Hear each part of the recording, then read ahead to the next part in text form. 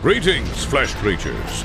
It is I, Megatron. On behalf of TFYLP, I want to congratulate you for listening to the most refined collective podcast on this miserable little planet Earth. Yes. Here you'll find knowledgeable fans discussing every aspect of Transformers and beyond. Now, enjoy the show while I continue my path to complete conquest of all of you miserable biological entities. Predacons, terrorize! Hi, welcome to TFYLP. I don't want to do this. Oh, thanks, Rick. Just let me know when we're going live. Gas paints. We're live right now, Rick. Okay, hey everybody. Just pat him on the back. He'll burp or fart a couple times. Yeah, it's just Braxton Hicks. So tonight we're live February 15th. It is very cold outside. If for some reason, hopefully we don't have like a rolling blackout here that interrupts the show. I think that Duran and I both could potentially have this happen, and I guess Peter could potentially have a storm that knocks his stuff out. So who knows? It'll be interesting. So tonight I am joined by Jim. Hey, Jungle Jim. And Peter. Forever Destron. And Rick. Forever Ricktron. And Duran. Who? Yeah, I know, right? The special guest, apparently. Who's this guy? Yeah, it's been a while. Yeah, that's what she said. So I guess tonight we're doing somewhat of a, Valentine's special, but without our spouses this time or significant others. And Don't we're tell doing them. a little bit of a different spin.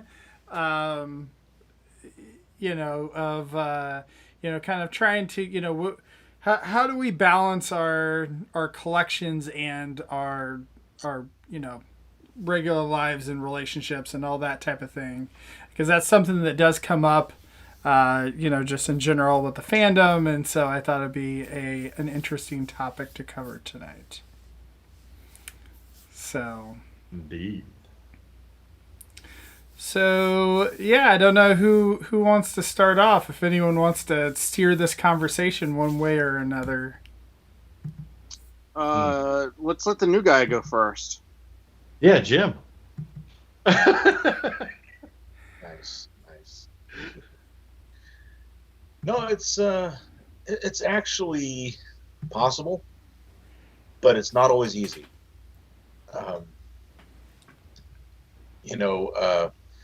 This hobby is becoming more and more expensive as the years go on,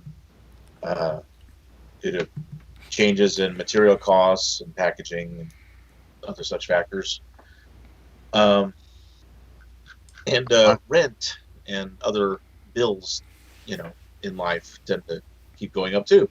Life. Right, yeah. The price of life cereal at the store keeps going up. Although it is one of the cheaper ones. I can't even afford the board game anymore. But anyway, it is possible, as long as if you stay within your means and try to make sure you don't put yourself out financially, just to get a figure that you might be able to go back and get a month later. I just literally went back and got Titan Returns Wheelie, or Legends Wheelie. So, yeah. Peacemo in the chat, I think, has a good comment. He says, separate bank accounts. That's the key. Not always. Doesn't always work. No, yeah. no. Well, not necessarily. It's not always appropriate either, depending on relationship. Mm-hmm. So separate bank accounts. I've found if you communicate with one another and you both agree that a separate bank account is would be helpful, but if you don't agree upon it, especially if the significant other does not know about it, can lead to problems. I mean, I've not experienced it myself, but I've seen it happen. So yeah. I mean, I think obviously, the key to all of this is communication between you and your family and whatnot, in setting up boundaries. And apparently Rick is joining the call again here. Yeah, internet problems. Yeah. Hey. Hey, Rick, you're back. Speaking of having problems, my internet just went out. Yeah, there you go. I didn't even mention you, Rick, but apparently No. There we go. But I drew the lucky, so I'm using my phone right now. Hopefully, I drew the lucky. Or is your phone plugged in? Because this could kill it. This could totally kill it too. No, I mean I have power in the house because we have solar panels. So we have power, but yeah, no, my daughters, we all got new phones, and so my wife, I don't know why, but she got phones for our daughters, and now it's like, I play a game of try and find a charger, because none of the old chargers work, because I got the new phone, and so the old chargers don't work on the new phone. My suggestion, Rick, is to go and just buy like charging cables in bulk off of Amazon. Like that's what I did with my kids, because my guy, I don't know what they do with the charging cables, but yeah. So yeah, they sell them in like 10 packs for whichever format you've got. If it's the Lightning cable or the whatever USB. Yeah, I got the new Pro, the iPhone Pro Plus Maximum. They sell the Plus Maximum X 0.2 Plus whatever. Yeah, they sell them in like little 10 packs, and they're really inexpensive, fairly inexpensive on Amazon. So buy a dozen, hide 11 of them. Which brings us to a point, because family stuff, including phone chargers and whatever else, comes up, and when you are trying to maintain or add to a collection, you're going to have these things. Can we, that gives me a great idea for a topic. Can we switch topics? Can we do the best ways to hide purchases from your significant other? I think that this is one of the subtopics of the show. Is I guess we could start off with what not to do, right? Right. Because hiding things, I think, from your significant other or whatever, that I would assume it would eventually catch up with you, or does it not? Well, I mean, my it matters. The easiest thing to do is if you go to work somewhere, to have it mailed to work, and then just leave it in the car until you can bring it in the house. Peter's like, no, don't work.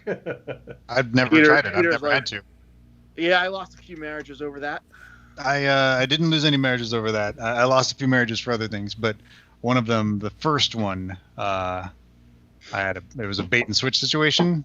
So it was mentioned in we have a private chat for the cast members before we hop on, and it was mentioned in the private chat, like, do relationships and like intense collecting, are they compatible? And the short answer is yes. It's doable. I've never had any issues with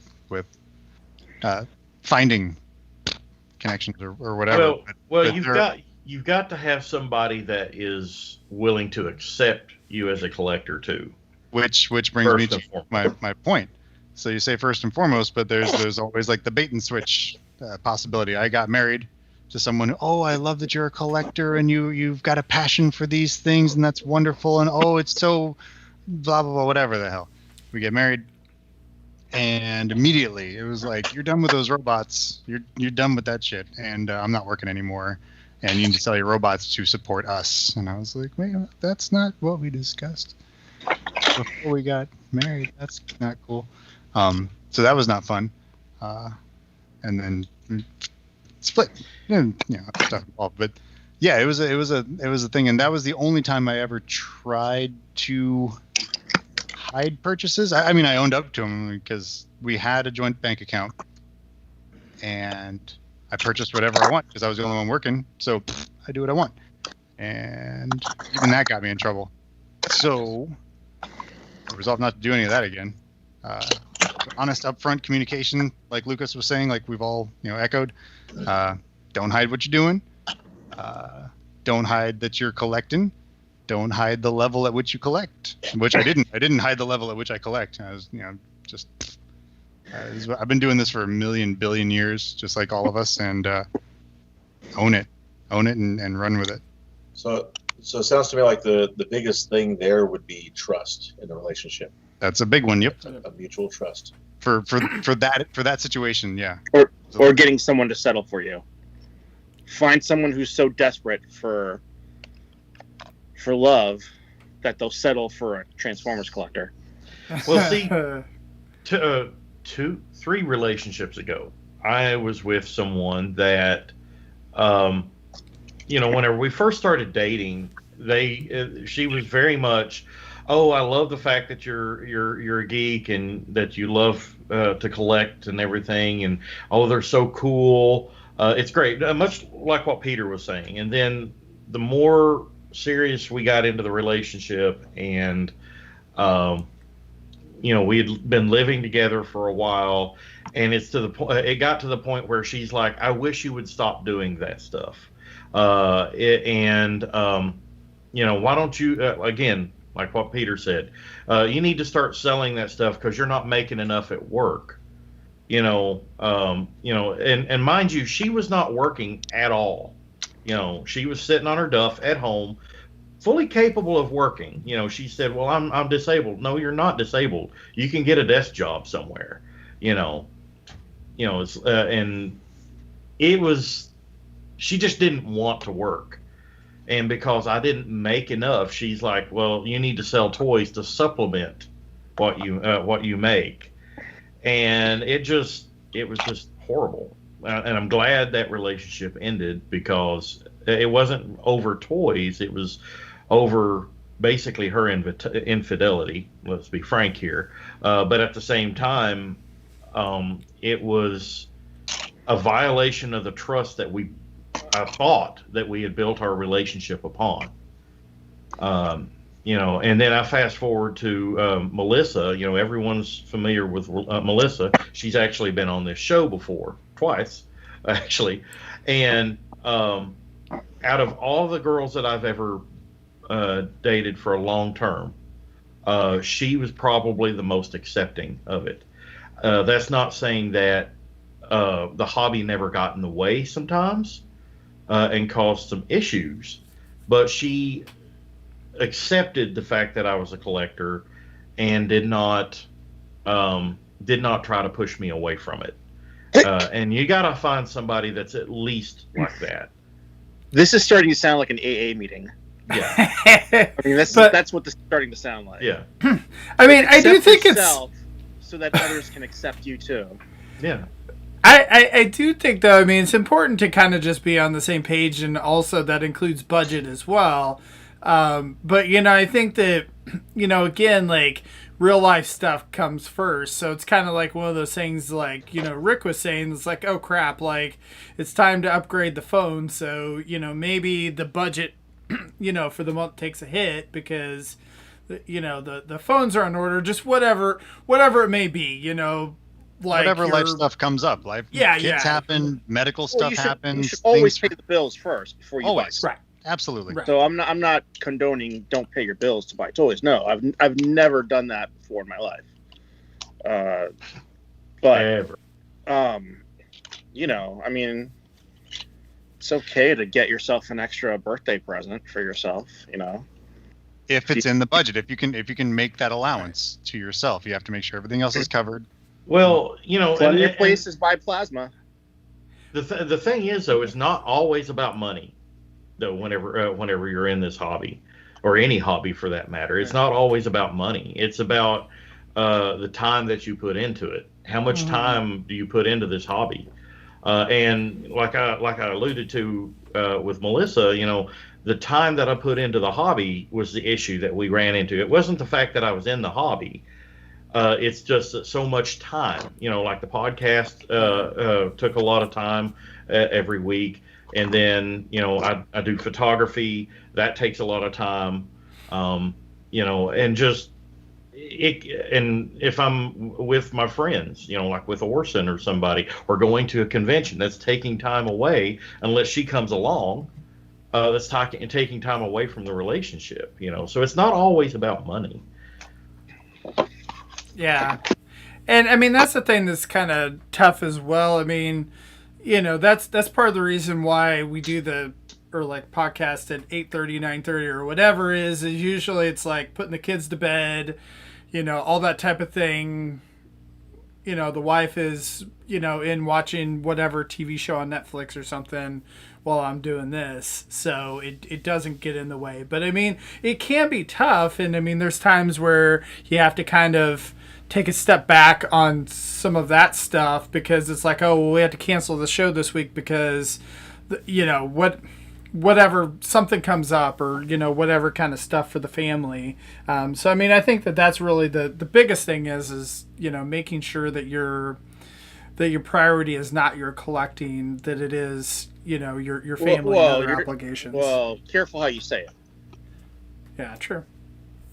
Because, you know what? I'm not even going to say it. Go ahead and say it, Rick. Nope. Not going to say that thought. I'm going to show self-control for once. What? Rick, self-control? I applaud and appreciate your exhibition of self-control. Thank you, Rick. But one thought occurs to me that kind of ties into what we're saying here. As I'm reminded of one of the classic episodes of TFYLP that we did a long time ago. Is why we collect what we collect, and like Ron was saying, it's not always about the money or the time. Even a lot of it is also sentimentality for some of the more heritage figures, ones that maybe you grew up with, ones you've reacquired, the time it takes to reacquire them, finding an accessory, repairing a figure. I mean, there's just all sorts of factors that can take time away from what you could otherwise be doing in, for instance, the relationship. So I guess one way to look at it is be careful not to spend too much time in the past that you're not living in the present. Well put. Kind of reminds me. Rick, what do you think? I want to have. You look like you're holding something back there. You're all saying things that make sense. It's the Braxton Hicks contractions again. You're all saying things that make sense. But hey, did anybody get any Transformers for Valentine's Day? No. Nobody loves them. No. We don't do Valentine's Day. Okay. No. Yeah. No, I got a nice Flame Wars item. Oh, nice. From my wife. She doesn't know it yet, but it's really nice. It's really nice. Yeah, I don't know. Like Rick, when you met your wife, I guess, did you have a fair amount of stuff? Like I know Peter said that he was pretty heavy into collecting himself when he's met his and Duran as well. So like, what was your wife like? Did she know about? Well, the depth of. Yeah, because I think it's probably the most interesting thing about me. It's my collection, or how I collect. So yeah, we met in high school. I was trying to get with her best friend, who ended up being her maid of honor at our wedding. Awkward. It was 4 years before her and I finally hooked up. My wife and I. But we knew each other for a while. We met junior year, right after junior year of high school, and she knew, but I mean, she didn't really come over to see where I was. I was living with my mom at the time. But I mean, yeah, she, I would say fairly on into a steady relationship. She saw what was going on because I had a room in my mom's tiny little house where I got rid of the bed because it was taking up display space, and I would sleep on the couch because I was at college and I would only come home on the weekends. So I'm like, all right, the weekends I'll just sleep on the couch, so I have more room for displaying stuff. So yeah, I mean, she knew what she got herself into. I mean, it's her fault. Well, see, that's what I feel bad for my wife, because I did not have all this when I met her originally, and I was not heavy into collecting. I think I kind of talked about it before on the show that when classics came back out, or when classics came out in 2006, like I started with those, and like I didn't really have a lot of stuff before that. And so my wife, like, we were already together and everything, and it's kind of went from there, and it has steadily went up since my kids were born and all that type of thing. And so my wife is somewhat of a saint that she's put up with me on, with all this type of thing. With again, little, like, she has not given me a hard time with my collecting and whatnot. But again, like, all the things that we say about like family first and budget, real life things come first and all that type of thing, is the thing. But yeah, like for the most part, she does not have a big problem with it. But and she was even like, this room down here, like, she was the one who was like, oh, you should put some shelves up in that room downstairs. And I was like, okay, I'll do that. Yeah. So, well, I had them in tubs at the time. My wife had plenty of times to leave. She had plenty of time to get out. And it got to the point where we were in our first apartment, our only apartment actually. We had a studio apartment, so we had the bed, and then on each side of the bed we had these giant 7-foot tall glass cases, 7 by 6 feet on each side of the bed, filled with Transformers. So it was like living in my collection room. So she could have left then. And then she could have left when my collection got so big I couldn't store it at my mom's house anymore. So I would rent my friend's basement and put my stuff in his house. And then I ended up putting stuff in her parents' garage when that basement got full. So she could have left then. She could have left when it took us several moving trucks to get to this house. Well, I mean, we had kids at that point. She can leave at any time. It's like walking on eggshells. I never know what's going to break her spirit, right? But every time something big happens, like, hey, we moved to this house and it took 11 guys, hired guns, to come in and move my collection and a bunch of moving trucks. And she didn't leave. So do you ever feel like it's a giant game of Jenga, Rick, where you're like the next brick? I'm trying to see. I just keep poking. So I'm always waiting to see what's going to be. There doesn't seem to be a break. Just keep bending and bending and bending. Don't lie about it. Do you anticipate one day eventually just being crushed to death by one poke too many? By her or by my toys? The collection.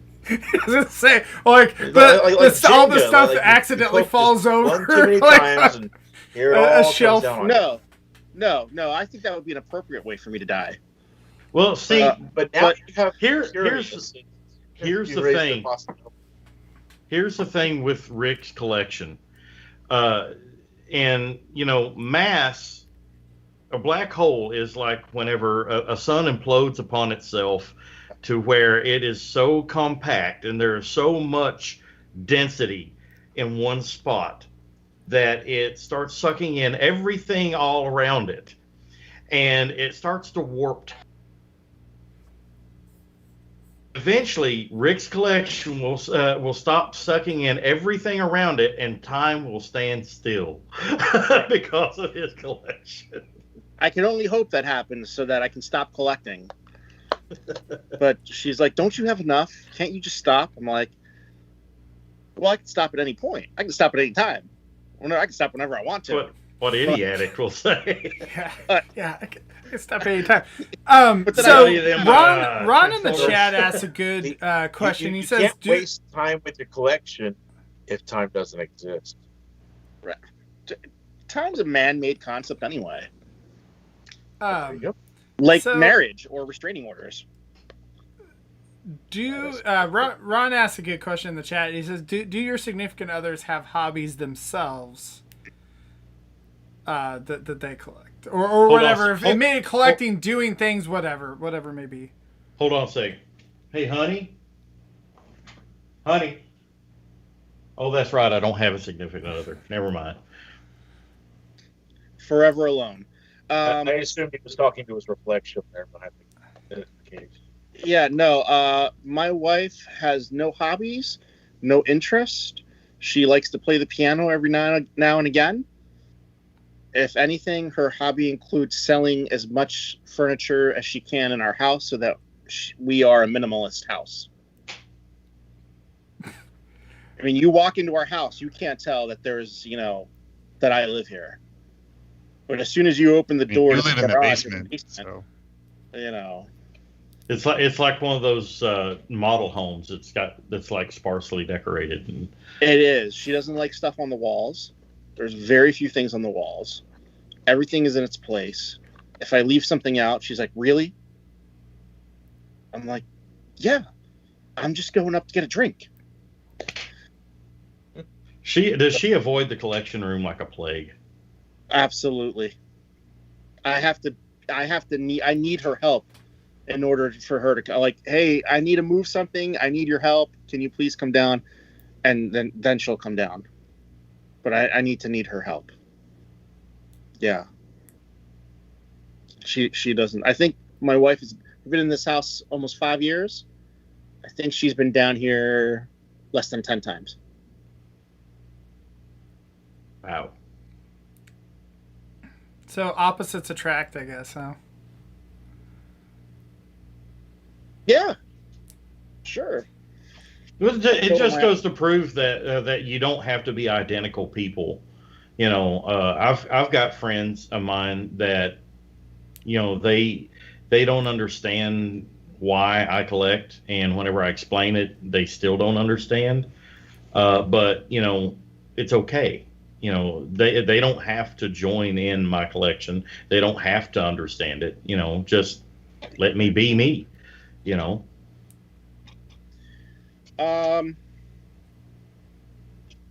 Sure. Peter, So, you yeah. were holding your hand up a while Yeah, I was ago. gonna say, Peter, Your significant other, does she collect anything? yes, she does. Yeah. She collects vinyl records, and she is, as I am with Transformers media and like toy identification and stuff. It's all in my head. She knows who produced this album, the year the album came out, all the session musicians that were on this album, and for everyone, But for does everyone. Wow. Does she bring home 6 figures a month like you do? Yeah, Broken Action Masters. Yeah. Yeah. She's been. I've known her. She was 13. I was 12. We met in junior high, and I was mostly done with Gen 1 by then, and I was that kid that had no filter, and everyone else was into girls or sports or whatever we were into in junior high, and I was just like, okay, so I finished up the Marvel series now, and you got to see what Furman was doing like post issue 56, because oh my god. And then when Wildman started doing the illustrations in 69, oh my god. And then I'm just yammer about all this late Gen 1 stuff, and all these other early teens are like, dude, it's Transformers was canceled like 40 fucking years ago. What is wrong with you? So she's known since we were small that I have whatever with these toys, and then we went through high school together, you know, Rick, how that goes, and then we moved in. She moved away, came back, and we moved in. We were roommates for a time, for about a year, when I was like 21. Yeah, in fact, I turned 21 while we were living together because there was a hurricane over the course of my birthday weekend, and we went driving around the hurricane, which was fun. Wasn't Andrew, was it? No, Andrew was 1992. This was 2001. I don't remember. So that'd been. It was just a band. It wasn't a big one. But anyway, yeah. So she's known for a million billion years that I this is what I do, and she has been very patient with me yammering about the comics. And let me tell you about Beast Wars. Did you know about Beast Wars? Oh my God! At the end of the second season of Beast Wars, they did this. And now they're airing it on Cartoon Network, and they're only going to do like 5 episodes, but it's like a special week-long program. They're going to do, oh my God, and Ravage transformed, blah, blah, blah, blah, blah, you know, just yammering. And she's just like, yes. And as far as shut up. No, I mean, no, she's never been like that. She's really been really patient and lets me do my brain wander shit, and I very much appreciate it. Jim, Yes. what about your wife? Whatever. That could be good or bad. So, I mean, but like, all right, does she like collect? Did she know about this? Like, did this start after you guys were together? She has always supported my hobby. I've never been one to hide, you know, my collecting, my hobbies or any of that. I've always been really open about who I am, what I'm into, and so she's always supported it. She actually, I want to say it was either my birthday, the first year we were dating, possibly even Valentine's Day. I can't remember exactly. But she bought me a Transformer that I still have unopened. The little Spy Changer Optimus from RID 2001. Oh. And yeah, we started dating in '99, if that gives you any idea how long we've been together. And so you guys have been together longer than some people who are watching this podcast now as adults. Have been alive. Yeah. Yes. That is crossed my mind multiple times. Doesn't that make your beard turn gray? Oh, actually, I have one here, about 3 hairs over this. Yeah. Okay. I know we've talked about what happens to your collection after you die, but I'm kind of curious to see, Lucas, if you die today, what happens to your collection tomorrow? Man, I don't know. I think it'd probably just sit here for a while. So I would say just in general, like Amber is, knows my local Transformers friends, and she would contact them, is what I would say. So she'd get rid of it. She wouldn't care about it at all.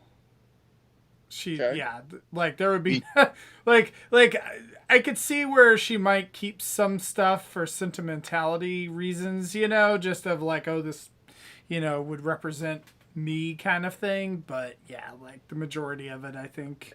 Once her next husband comes along, that has to go too. Right. Jim. Yes. You die today. What happens tomorrow?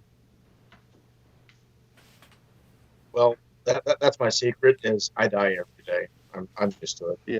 Oh, Well, you we're took all dead on mine. the inside once we get married, but No, I have since my wife and I became foster parents, I have learned to enjoy the midlife, as it were. I have quite a few totes out in the garage, and I know, right? And I'm one of those. I like to keep the packaging of whatever figures I'm buying. So that's why the bins are so plentiful. Because just loose figures knocking around in the bin just bugs me. But so they're easily identifiable. Whenever I buy a figure at the store, I put the receipt in the package, and so that way, someone could tell how much I paid for it originally, if it was on sale, whatever. But for the most part, it should be fairly easy to go through. Amy, who's been on the show in the past, past Valentine's Day episodes, she knows a few of the friends in the collectors, and so she would know who to go to, who to ask for some sense of direction. So she'd sell it. Huh? So she would sell it. Well, she'd probably keep a few items, I would imagine, just to remind her of me, I would guess. Jim, you're cutting out. Yeah, your audio completely disappeared. Yeah. I think the storm's catching up to you. Peter, you die tomorrow. She has instructions. She knows who to contact. If she wants to keep whatever, that's on her. But So she'd sell it. She'd sell it. Yeah, I told her to sell it, pay all the bills, do what you got to do, pay the house off, sell it, get rid of it. You don't need it. Thaddeus in the chat says collecting fear, family selling your stuff for what you said that you paid for it. You're dead, so it doesn't matter. I don't discount what I spend on my toys. I don't know. Right. They know that it's that there are certain pieces that, because I won't shut up about them when I get a piece. I'm like, ooh, look at this, look at this, look at this, and they're like, okay, great, cool. But yeah, whatever. Yeah. I have so much stuff that I don't know what the hell my wife is going to do with it. They'd have to have an auctioneer come in and liquidate it. They wouldn't even, how would they even go about it? They'd have to go, It would go as the same. Multiple lots. Hey, here's a lot of 100 figures. Here's a lot of 100 carded figures. Here's a lot of 100 carded Beast Wars figures. Here's a lot of 100 carded Revenge of the Fallen figures. That would be the easiest way to do it, is to break it up by series and. Is there a way to somehow include it with the house? It's like a pool table. Sell a house as furnished, and that does whatever the value. They sell the house with a hot tub still installed, or whatever other amenity, pool table. So there was an article. Somebody bought a house that was foreclosed on, and it had all the furnishings inside. And when they got to the house, it had a huge Ninja Turtles collection in it. And it even had a full figure based right out of the first movie of Raphael in it. And it was like a Raphael collection. Wow. Yeah, that was all composed. Well, it seems crazy props, but it was like a full. I see. Yeah. Full size, life size figure. But yeah, a life size. Yeah, I don't know. That's the thing that's really hard. Going through and doing those estate sales and stuff is just it's always tough. I mean, I think that's one of the things that I kind of grapple with a little bit is that it's just how much are you putting on, your family or whatever if something does happen, because it's it's a lot of stuff. She's let's just hope that I don't die or get deported until my kids are old enough to take over, which is what I want. I want my kids to take over. So I'm sure they'll be excited. They probably go for the Lego figures more than some of the other stuff, right? I think my youngest, she's going to be the one that takes over. I think my older one she doesn't care, and she'll probably be a She takes more after your wife than you. Well, Casey takes after me in that she's very selfish. But uh, mm, mm, I'm not putting any pressure on. I'm not putting pressure on either one of them to take over. I'd like them to. Yeah, my kids could care less. They're, Transformers is not really their thing, so. Yeah. Well, you got to force them. Yeah. Not force, just guide and coax and encourage, and Right. you got to use the soft words, Rick. And if they don't follow in your footsteps, execute Order 66. Yeah, I found that really helps. Using open-ended questions really helps when you're trying to indoctrinate them. So, what do you think is more valuable, these Transformers RPMs or these bot shots? Let them try and piece together how things work. I show the boy everything. Like we'll go over to the closet and go through totes, and I'm doing inventory on this series today, and he's like, "What's the series?" And like bot shots, for example, and we'll go through, and I'm like, "This is what we got," and he's like, "What the?" He doesn't say what the hell are these, but you can see it. It's all over his face, just like. So what about the girl? She's older. Well, I've got an older girl and a younger girl. The older girl, she's with her mom, and her mom wants me to sell all my toys and just take care of her, and she still doesn't have a job. And the younger one, she listens and she's patient, and then at some point, it was about a year ago, I guess, she's like, I just don't care about robots. And she was like just brutal up front, cut me down, and I was like, okay, we won't talk robots then. So we don't. She'll let me yammer and wander the house and show her my latest whatever, and she's like, okay, that's cool. And then I get gifts from her, she picks them out. Is it like, Peter? Is it like that meme where I think it's a little otter sitting there holding like a little guitar or something other, and it's like wanting to show them something cool, and they're like, that you're excited about, and they go, that's cool. And you just die inside a little bit. I'm fine with that. The way I keep saying the yammering. I'll talk and talk and talk and look at this all thing. tend to yammer. Yeah, and then she'll go, okay, that's cool. Are you happy with it? No, yeah, I like that. And so. So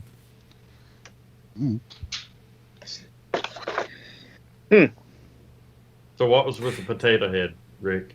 Oh, this is just, it has nothing to do with what we're talking about.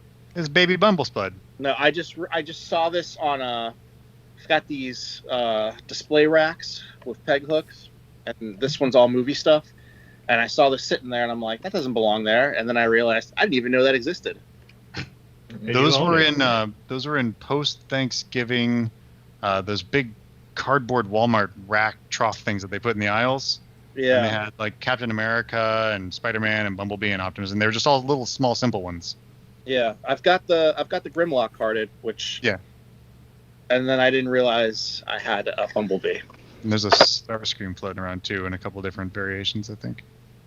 In the small ones, I think it's just the three of them in the small. Yeah, Starscream had like an extra pack where you could put them in jet, like stick them in the little jet carriage. Yeah, and there's an Optimus like that. I thought it was a neat little thing, for little kids and whatnot. It wasn't a bad little series. Potatoes are fun. Or whatever. Yeah. Mr. Potato Head's always fun, but yeah, I don't know. They're mentioning in the chat too about the kids, ripping stuff open and whatnot, and I haven't had that issue. Like I usually open most of my stuff with my Transformers, but I have had my youngest. He's just turned 7.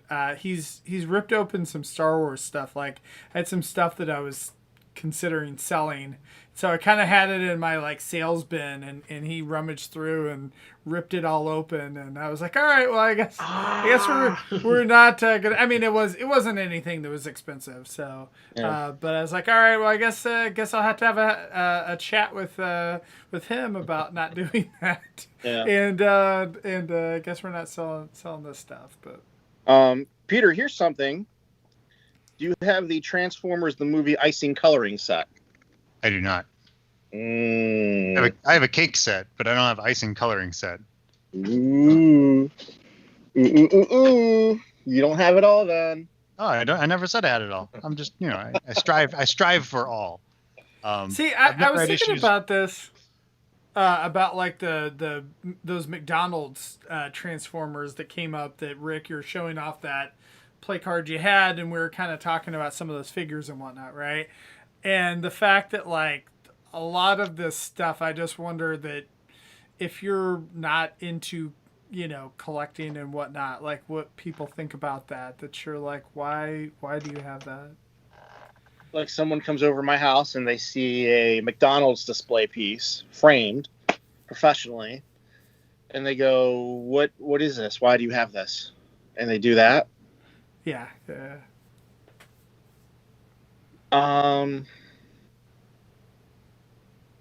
So far everyone that I've let into the basement knows what's up. There was one person when I have to have like repairs or any like construction work, I have a talk with them first and I get them ready. There was one guy that came to the house. This is the only time I can think of this. I forget what he was doing. He came to the house and he fixed whatever he had to fix, and we were talking and we were just BSing. And I'm like, hey, you want to see something fucked up? And he was like, okay. So I'm like, all right, let's go to the basement. Okay. That could go a couple different ways, right? I don't know. I would follow someone to the basement. Of bringing someone into my world that wasn't prepared and didn't know, like, oh, Rick's a collector. He's like, yeah.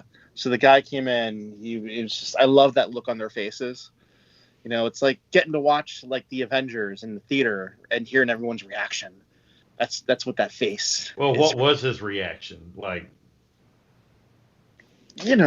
Mind blown. Like what the fuck? And it's all looks like a store. Everybody says the same thing. It looks like a store. How much for that? How much for that? I got this. It's the Transformers Bumblebee Dip and Blow. I have that. What? There were like 5 or 6 bubble toys from Revenge of the Fallen. Do you have the giant Transformers Bubble Blaster? I do. Oh, really? I do. Rick and Peter play this game. All right. I mean, I can go all day. You're gonna get me at some point. You already got me with your first thing. I have that. Yep. There are a couple of those from that era. Yeah. Oh, what about balls? Do you got balls? I got Christmas balls. I got Christmas balls. You got the Christmas balls? There's a whole bunch of them. Yep. A whole bunch of balls. There are a whole bunch of balls, and there's some with like animated art, but like Revenge of the Fallen tags and Prime art with Revenge of the Fallen tags and Revenge of the Fallen art with Prime style tags and that. Yep. And there's an Optimus one too. Watch. Yep. Yep. Oh, okay. Fat Heck? What are we doing? What is this? I think it's just a border. Yeah. So have any of you ever had an instance while dating, perhaps, that revealing your collection did not go as you had hoped? Yes.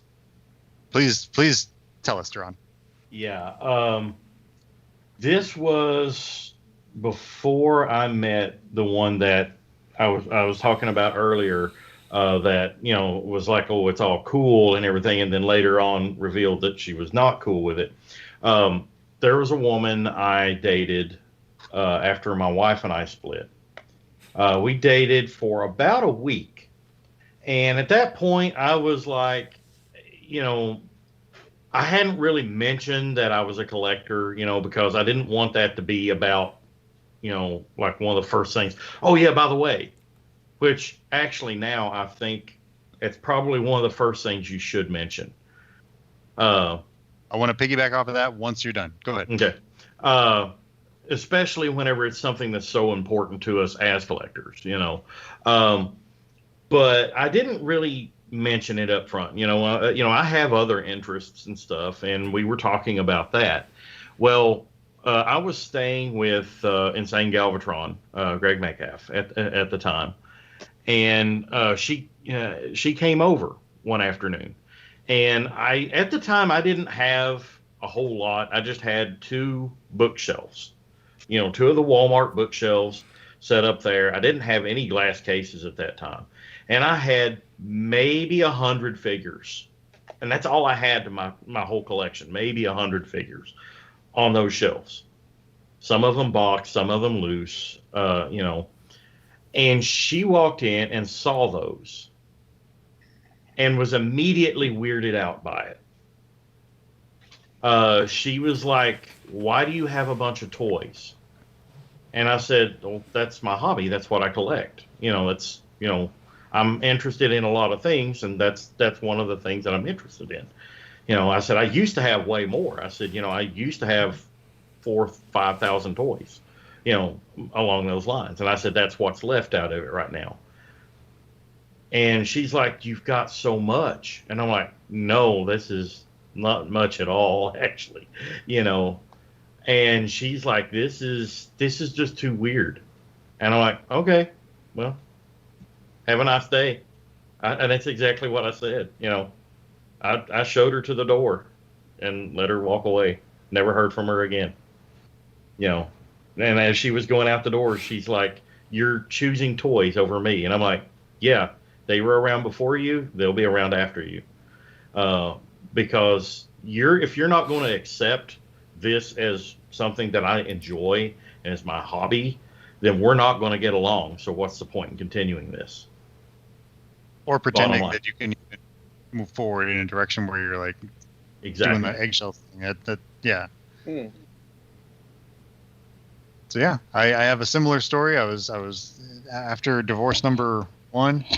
I was dating, and I was like, I was still like shy or whatever. I'm still shy. I'm very shy, and doing the online thing, so you pick people up and go out and do whatever. And I always put I'm a geek. I'm a geek, and that's a dinosaur. And sorry, coughing. So's that. Everyone's got dinosaurs. That's not a dinosaur. That's a I can't even bath fizzy. It's a bath fizzy from the first movie. So I went on a date, picked her up, went to dinner, had a great time, blah blah blah. Things were going really well. Let's go back to my place. Going back to my place, we get to my place. I've got some toys. I'm a geek. It says in my little online profile, I was online dating, so I got a little online profile. I'm a geek, And at that point, all my Transformers were upstairs. I was in a 2-story deal, and downstairs it was all my G.I. Joe stuff. I collect G.I. Joe, He-Man, blah blah blah. But the walls of my living room, when you walk in, the walls were all blood red. All the furniture's dark. I had a picture. It was like 60 inches wide of the Bikini Atoll nuclear tests, like huge nuclear explosion. Cool. Like up on the wall, framed up and pretty. And I had Cobra Rattlers and Cobra Firebats, multiples of each. I have about 85 Vipers, of regular Vipers, not Cobra Officers or Cobra Troopers or rando other Vipers, Televipers, Techno Vipers, blah, blah, blah. Plus all the Cobra Officers, plus all the Joes, just all over this wall. And it's like this huge thing. And she walked in. I unlocked the door and go inside, and she walked in, and "You need to take me home." I was like, "What?" And she's like, "Now." I go, "Oh, okay." And so I did. I took her home now, and I never heard from her again. And that was that. All it took was one pan around the room, and she's just like, you could see it. The look on the face that you were talking automatically about. Thinks 40-year-old virgin. Yeah. I've gotten that comparison a bunch of times. A lot when I was active duty. That was the first thing that people went to often was, "Have you ever seen that movie 40-Year-Old Virgin?" The guy was like, "You." It's like, okay, fellas. So what you're saying is that when I finally do break my wife, you need to be upfront about what you got in your house. I need to start an online dating site for otakus. Yeah. For geeks, like leveled up, not Not I've got 5 Avengers figures. I'm a geek now because I watched an Avengers movie and I think comics Right. are cool because I saw Spider-Man in 2001. But like a level up type. You need to, yeah. So it's like you have to pass certain tests and stuff. There's like questionnaires, and you have to fill it out. And depending on how you fill it out, you get a. Ding. Yeah. Are you the gatekeeper? I'm the key master. Yeah, So I don't know. I think that a lot of the geek culture these days, like the Marvel movies and Star Wars movies and all that type of thing, is, in the zeitgeist and whatnot. And so I think that people are more accepting of collecting. I think it's a little bit different, though, too, because, like, for example, like myself, like upstairs I have some, like, nice statues and whatnot.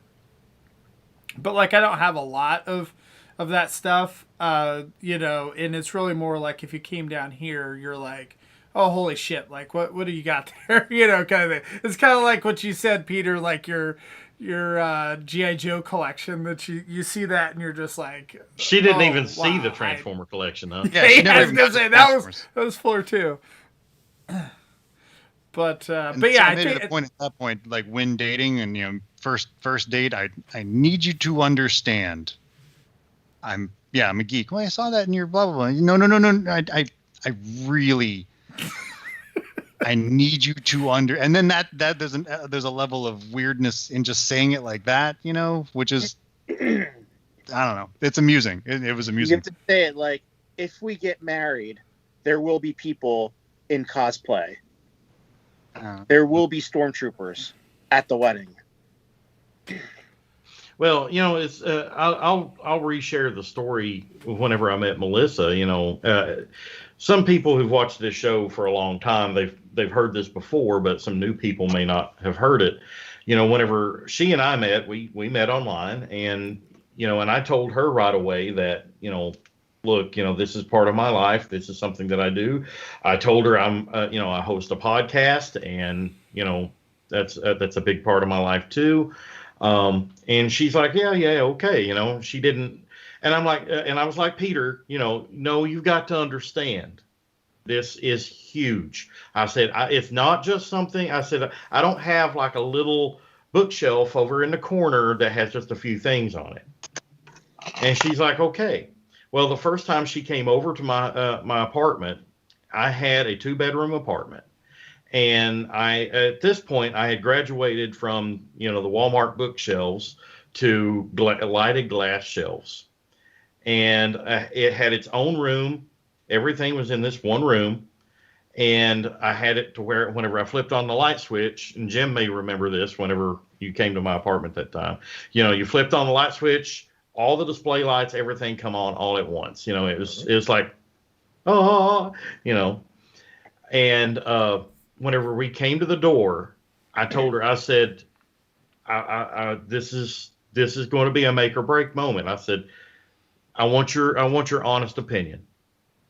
So whenever I opened up the door, I had my eyes closed and I flipped the light, and I heard, "Oh my God."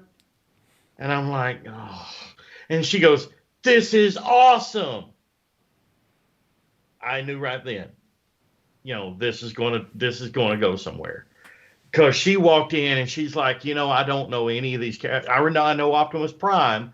She's like, these are the ones that from the 80s, like we grew up with. And I'm like, yeah. The characters were. Because at that time I was mainly Masterpiece, So she didn't know everything, but she was like familiar with the franchise. And that brought a little joy to me. And even to this day, her car still has Transformer stickers on it, She-Ra stickers, so, and we're still friends. So, it does bring a little joy to my heart that day somebody didn't run away screaming. Bryce, can you imagine what it's going to be like for me if I ever have to bring someone down here? I mean, it's not like I can just all right, it's dark, I open the door and switch on the lights. I mean, you have to come down the stairs. Just don't bring them down there. Just show them the house. You'll be fine. And then let them creep around in the night and discover it. And then you're lurking in a corner with a rope. I'm standing right behind them. all of a sudden. That's and the I most say fun. something like, "See anything?" I could see the movie now. 50 Shades of Gold Plastic Syndrome. See, I don't know. I almost feel like the figures is not as intimidating sometimes as the fact that, like, again, a lot of my social media posts are Transformers related. A lot of my, it's like we're on this podcast. Like I help run a local, Transformers convention and whatnot. And so it's like one of those things where I almost feel like my friends think like that's almost more of, I guess weird. I guess I don't know, whatever you call it, different, whatever than the figures themselves. But I mean, they're all used to it by now, so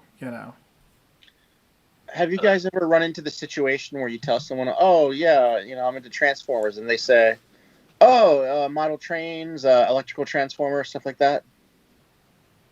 No, never had that happen. No. Okay. All right. Middle school. I've heard them clarify. Oh, like the toys? Yeah, I've heard that, but never just assumed that I was really into electrical transformers.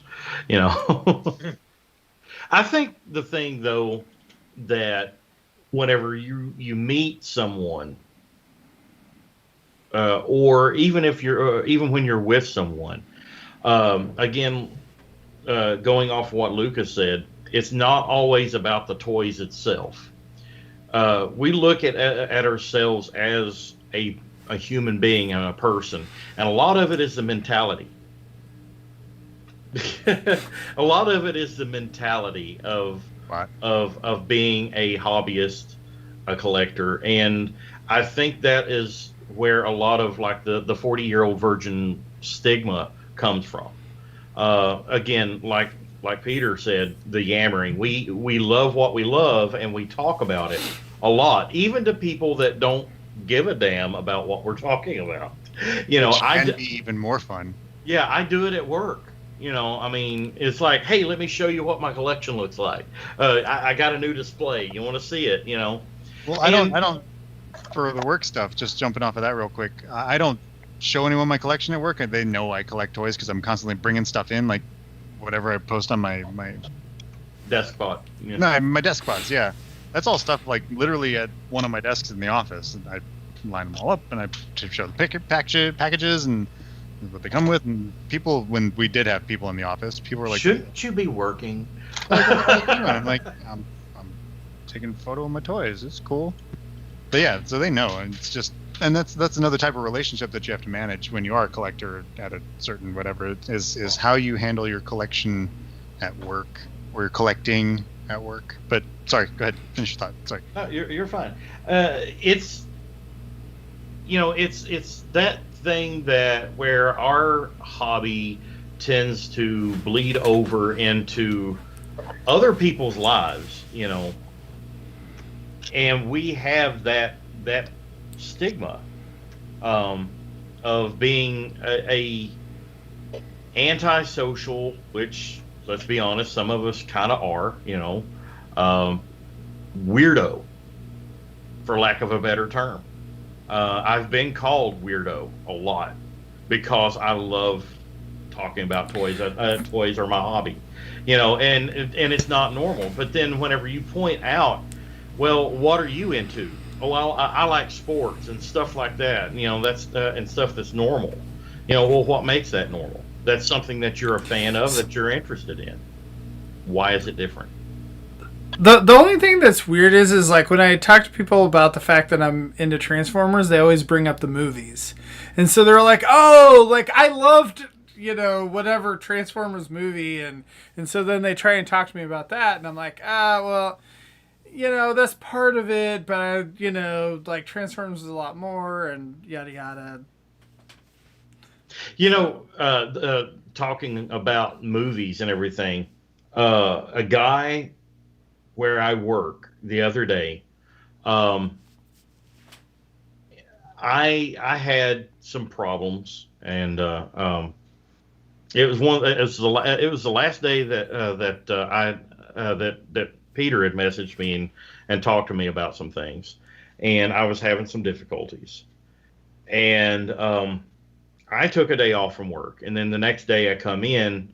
One of the guys that I work with, he stopped me and said, "Hey, I missed you yesterday." He said, "I just wanted to let you know, if you need anything, whatever, And I'm like, that's cool. And he goes, "I'm right there with you, And I said, "Well, it's just me and my toys." And he goes, "Oh, you collect toys?" And I'm like, "Yeah." And he's like, I'm into Marvel stuff, which I didn't go into and everything, but he asked me what I was into, and I told him Transformers. And he goes, "Like the ones from the 80s?" And again, I said, "Yeah." And he says, he says, "I liked them as a kid." He says, I don't remember much about them, but he says, "I can tell you one damn thing." He says, "When Optimus Prime died in that movie," he says, "I cried so much." And I said, "You mean the animated movie, right?" And he said, "Yeah." He says, "I cried," and he says, "I wanted my mom to take me home." He said, Prime got killed, and he says, "I hated that." And I'm like, this guy kind of gets it, And in a moment like that, and that just goes to show you how that one moment changed so many children's childhood and impacted people so heavily back in the day, the death of Optimus Prime. But yeah, people, whenever our hobbies bleed over into our everyday lives, and we don't see anything wrong with it, but the people we interact with may or may not positively go along with that. I have some coworkers, they think some think it's cool, some think it's like you're an idiot. I don't care. What was that? What was that weird sound? I heard some feedback. I heard it too. I don't know what it was. But anyway, I don't care. It's something that makes me happy. But at the same time, I'm trying not to let it be so overwhelming to my life that it's the only thing that I do. Because there are so many other things that I enjoy, and that's why my collection is where it's at now. But as collectors, I want to ask a question of everybody. Whenever you talk about your hobby to a potential significant other or someone that what goes through your mind when you're talking to them? And I want to ask that of Lucas first. My wife is very accepting of my collecting and all that, and she, so I, like, when I know that she doesn't necessarily care, so I usually am not, like, in the weeds with her or whatnot, but I'm usually excited when I tell her, talk to her about stuff. I do feel like that with some of my friends and coworkers and things like that I'm a little more self-conscious and like almost kind of embarrassed about it a little bit, like I don't really. But are you really embarrassed? Not really, but it's just, again, like kind of like what we've touched on again in this episode. Because they don't care, I guess, is what it is. Is that? It's just something, like, it's just different than, like a lot of the stuff that they're into. And it depends on the friend group too. Certain friend groups are like, like, again, like the Transformers community that I'm a part of, and some of the other collecting groups on Facebook and whatnot that I have, is different than, some of my, like, other coworkers and things like that don't collect. Well, what goes through your mind whenever you catch yourself yammering, like what Peter says? I love that he put it that way, because I think we all do it to an extent. I'm totally guilty of it. I yammer a lot, especially to coworkers and people just at stores sometimes. I find myself yammering about my hobby. And then whenever I catch myself doing it, it's like, what am I why am I doing this? You can almost see when they glaze over. When you hit that point and they go, when I wish he'd just shut up. Yeah. You could see it and it's like, oh, I'm talking too much. Okay, I've hit that point. Cool. Yeah. But what is your thought process though? Getting you there, and how do you get yourself out? Getting there, I don't put any thought into it. It just I find myself there, and it's like, oh, here I am, neat, and then you just stop, and then you look like even more of a weirdo. That's my experience. Because you have nothing else, literally. I'm just like, okay, well, nice talking to you. Bye. Yeah. I bring it up. I don't talk to people about it. I don't bring toys to work because I don't want people's karma on my toys. Right? I don't want people to pick up my toys and start transforming them like they know what they're doing. No, never had that. You don't know what you're doing. Don't touch my. And you know what? You're the only reason I would ever talk to someone about it is because I'm trying to feel them out. I'm like, oh, do you have like any of your son's old toys or anything you want to sell? I normally start conversations like that when I'm in the toy aisle and someone else shows up and I see them dinking around on the pegs, and you want to see, it is a bit of gatekeeping. You want to see where they're at, why they're in the aisle, what they're after, if they have any leads, if you guys can like pal around at some point. I've met some great people in the toy aisle. I've met some real weirdos in the toy aisle, and I've met some people I wish I'd never met in the toy aisle. Yay. See, I avoid that. Have you ever met a date in the toy aisle, Peter? Yes. There you go. I and that was one of those, like, okay, I told her you look delicious, and she was like, what the fuck, and we went out that night and it was good. Anyway, so different. I guess this is this topic, sort of. I had one encounter in a toy aisle once. The year was 1999, I think. Taking it back for the 99 and the 2000. Yeah. On the shelf, you had the Fox Kids Beast Wars repaints. Well, that's whenever I got back in as an adult. Yeah. I remember walking into Toys R Us, and they had just put out those giant Cheetos from Beast Machines. And I took all three from the shelf, and I put them in my cart, and I started walking towards the front, and another guy came in, and he said, "Really?" And I said, "Yep." And I just walked right past him and bought all three.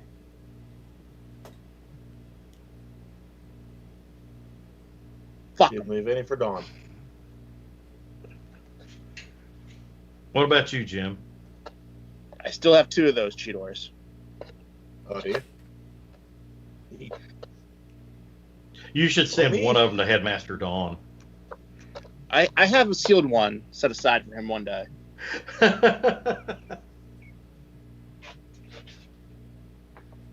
Well, me, I decided quite a long time ago that I no longer really put stock into what others think of me, because I am who I am. It is what it is. I do me. I do what makes me happy.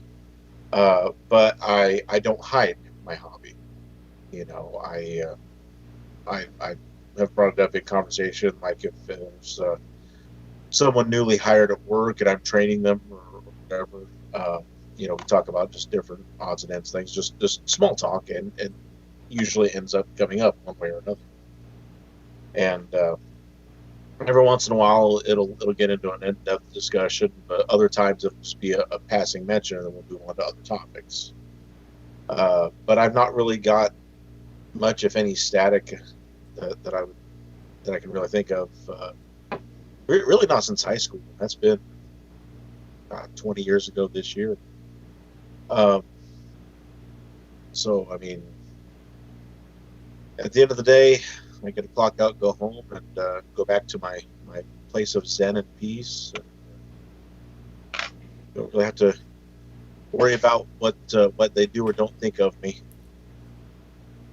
I've never been to my high school reunions, and I never plan on going. I've never Mine had never a high has school any. reunion. And I haven't. What's a high school reunion? My first high school reunion, I was in Afghanistan, and then the second one, we just didn't go. Girl and I were like, no. Yeah, because you know what? They would all say, "Hey, are you still into Transformers?" Yeah, I'd have to explain to them how much farther I've come since high school. Right. I have to find the copy of I was in journalism in high school, and I put a picture in 1997 of Victory Saber in the frickin' school newspaper because I did some poll thing. I was like, hey, what were your favorite cartoons as a kid? And we didn't get much of a response. And I was like, well, screw it. No one wants to respond. And that was like an editorial. No one wants to respond. I'm going to talk about Transformers the whole time. And so I talked about Japanese Transformers in school newspaper in the 90s. It's great. I never did have a high school reunion. We were supposed to have a 10-year reunion in 2011. It turned out that the class I feel so old. I know, right? The class I graduated in '93. 98. I was 10. Yep, 98. Class treasurer decided to pocket the money and run. Skip town. Never did find out what happened there. And then 20th anniversary reunion this year, COVID. I'm convinced I'll never see my classmates again. I'm probably better off for it. I stay in touch with all the important ones on Facebook, and I'm fine with that. There is not a single person from high school that I still talk to. Except for your wife. Not a single person from college I still talk to. I want to touch on some things that I'm seeing in the chat here from Sportimus. I work in an office. I'm a network engineer, so there's like all the help desk kids, and then there's me, and no one touches my stuff. And then I have two offices. I have like my desk where I sit with everybody, and then I've got a server room that I sit in the back, and there's more toys back there. So no one touches my stuff, and there are cameras on everything, and they know I watch the cameras. Two. What was the other thing? Funny, I know one cried when Ironhide, Prowl, Brawn, Ratchet, and Wheeljack, etc. Everyone died. I was that kid. I didn't get to see it in theaters. Well, as soon as it came out on video, we rented it, but I already know what happened because season 3 had already come before the movie came out and whatever. And my mom made us go to bed after the Battle of Autobot City. So I went to bed crying that night because all my friends had died, which was great. And yeah, people are judgmental, and I think that's about it. The end. You know, my impact of Optimus Prime dying was so anticlimactic because, like you, Peter, I didn't get to see it in the theater. I didn't get to see it until it came out on video. At least I'd say it was almost '87. It was like a year. Yeah, it was like a year later. But like you talk to the kids at school and they tell you all about. I knew about Meet Grimlock Kick Butt the day on post. I lived in Alaska on a military base. They had one showing, and that was it. So if you missed it, you were screwed. And it was already later than the actual premiere. It was so. I saw the return of Optimus Prime on TV before I saw the animated. Well, I take that back. No, that's not true. I saw Five Faces of Darkness, and before that, they had the movie broke up into five parts, and that's how I saw it for the first time. I didn't get to see it. Was it Tommy? No, it was just straight up broke up into 5 parts in the series. Tommy Kennedy was season 5. Yeah. Right. Isn't that when they broke up the movie? No. Okay.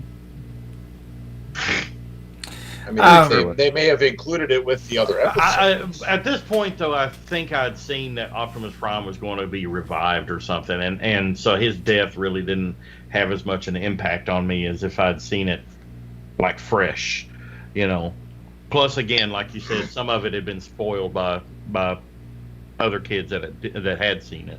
But it was so brutal. Ironhide and Ratchet. Oh man, everyone on the shuttle just got it raw. It was bad.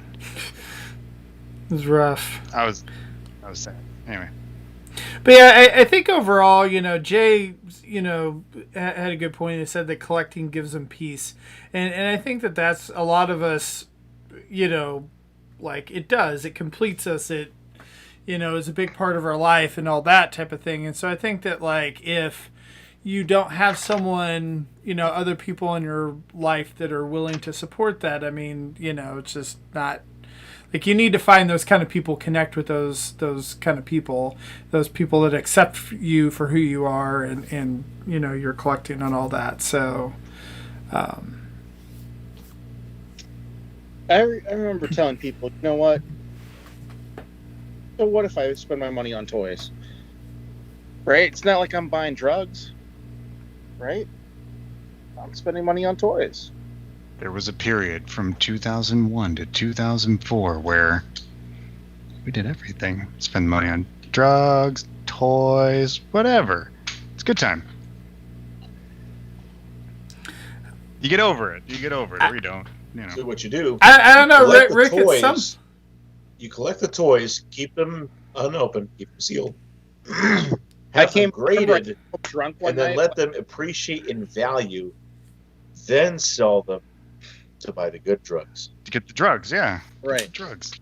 So I didn't discover alcohol until like a little later in life. I remember coming home drunk. One of the first times I was ever drunk in my life. I came home drunk and I looked up on my shelf and I said, I'm going to open it. And I opened Leo Convoy and Beast Wars 2 Galvatron. Any regrets? No.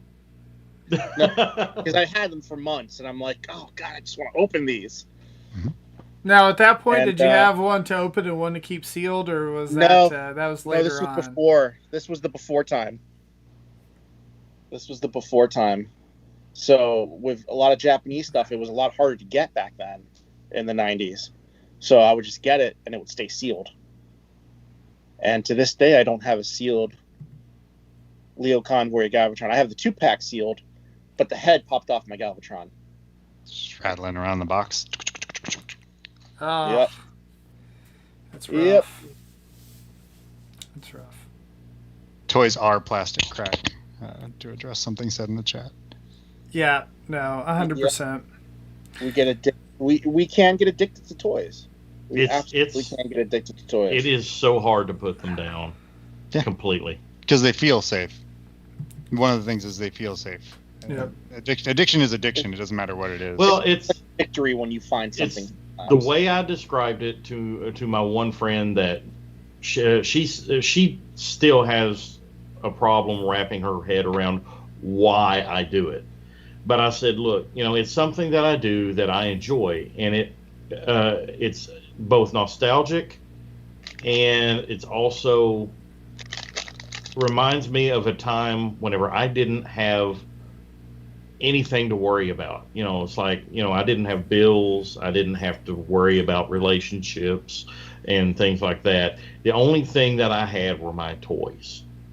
And whenever I sit down and I look at the characters, I mess with the toy, it takes me away, even for just a few fleeting minutes, from all of my problems. And to me, that's worth it.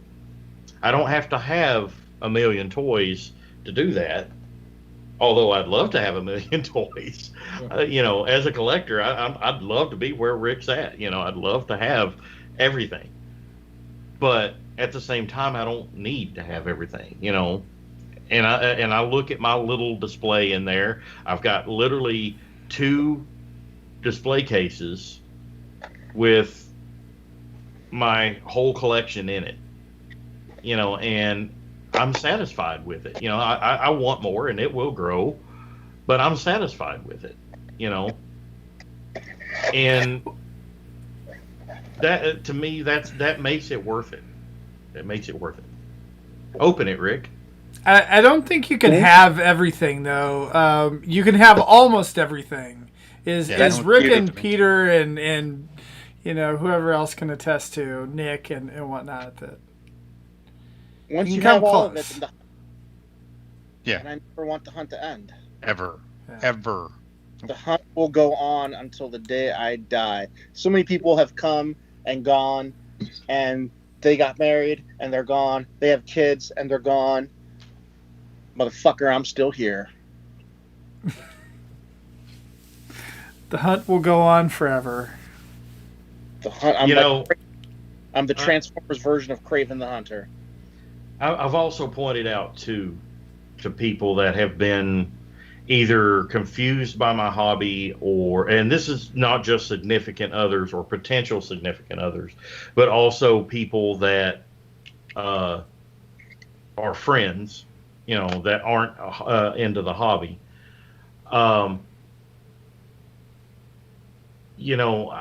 There's something that this hobby has done for me that I could never repay and I could never replace. And that is some of the people that I've met through this hobby.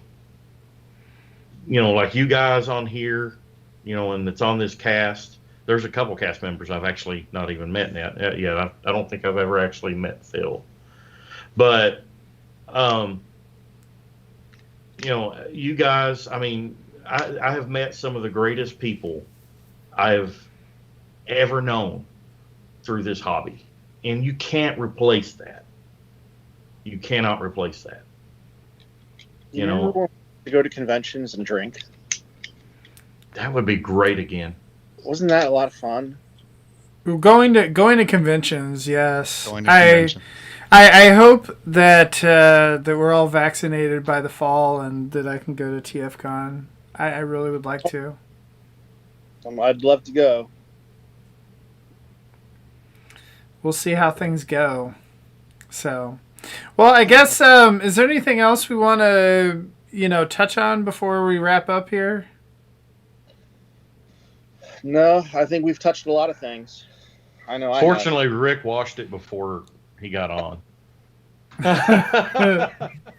So Rick, how full was that bottle of whiskey earlier this evening? Just out of curiosity. It started off as wine. Now it's sweet. But there's no work tomorrow. Spring break. I'm doubting that I'll have work tomorrow because I looked outside a while ago and I'm like, yeah. Spring break. Not looking good. Assuming my internet connection stays up going, I will have work tomorrow, but my kids are off. So, yep. Well, thank you guys. It was a lot of fun tonight. Thank you to everyone in the chat. Zaldron, Sportimus, Catherine, Ron, Jazzmeister. Let's see. Jay Holla. Who else did I miss? Peacemo. So yeah, thank you everyone. Thank you everyone watching. Who's the bald dude on here? Tomorrow night, we're gonna do microcasters, and we're gonna have a special guest on there tomorrow night. Rob's gonna come on. We're gonna talk some more MMC. So somehow 2 straight weeks of MMC, but it'll be fun. MMC. Book club. Mastermind Creations. Oh yes, and book club. Dark Cybertron. My brain chapters defaulted 1 back to through the 3. '90s Mickey Mouse Club. Yes. No, this is third-party Transformers. They're gonna rock the house. Microcasters, they'll make your dreams come true. Oh my god. When your collection's kind of weird. But yeah, the book club is getting into the realm that we never thought they would of Dark Cybertron. So check that out. That is on Sunday nights at 9:30 Eastern, 8:30 Central on the TF Talk Discord. They will meet live and talk about it. Like, subscribe, and share if you enjoyed this show and the other shows that's on this channel. Yep. Along with click that little bell. There's an Oof My Wallet Wednesday. I think that may be the last one for a while, for a little bit, because Paul's going to have to take a little bit of a break because real life is getting in the way of his podcasting. So, no. A note on that one. Never happened. Last week I lined up all my stuff. I had my lights on. I was ready to go. Yep. And then Paul's like, "Oh yeah, you're not until next week. Just deal Yep. with it." You didn't even dial me in, and I was heartbroken. Yep. I Heartbroken. was all set to go. I sat here. I was like, ready. We're gonna play. It's gonna be the good stuff. It's gonna be the oddities. We're pulling out the weird stuff for the season finale, if you will. So tune in. Yep. Pete and I are going to go. Remember to give that feedback to Paul. I can't remember what his email address is. Way to be prepared there, host. Paul at paul.paul. Yeah. Yeah, I don't know. It's probably Paul at tfdoc.net. I don't know. So, but yeah, we will still have the Oof My Wallet show. It's just we don't want to necessarily commit to a weekly show like we were before. And I guess it wasn't necessarily every week, but so who knows? Like I may be hosting, or Rob may be hosting, or Paul may come back, or someone else, whatever. But we'll definitely fill in, and we'll definitely still have it. I just don't want to say that it's going to be every Wednesday. It'll be more kind of a, oh, hey, we got some cool stuff. Like, let's go ahead and Rick will host it and call it Cut the Oof. There you go. I wanted to host it and call it Oof on My Wallet. But every time a different host comes on, it changes names. There you go. So, but anyway, so a micro oof.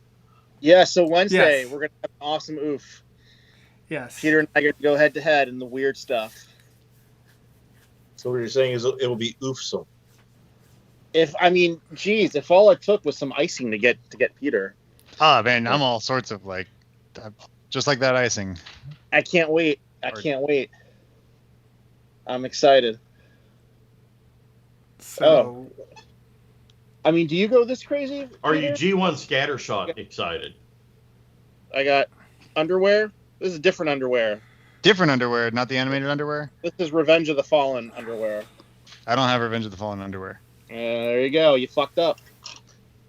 So the yeah, Peter, how could you not have the I got some stuff, you guys. underwear? I got a cake thing. What about the pillow rest? See, I don't have that either. Pillow, So, I would where'd you like get to have that? a pillow. Nice. So Oh, yeah, crap. so check that out on Wednesday night. That should be a lot of fun, and there'll be some. They're gonna get a little bit weird. So that should be fun. Shirts off. I don't know. Yeah, I don't know about that. Maybe we should bring back TFYLP After Hours. Yeah, That was always fun. They can have their shirts off for that, I guess. So. Anyway, thank you guys for joining us tonight. Thanks, Duran. It was a lot of fun having you again. Thanks, Jim. It's been a while as well for you. I'm fun too. But thanks, Peter. Thanks, Rick.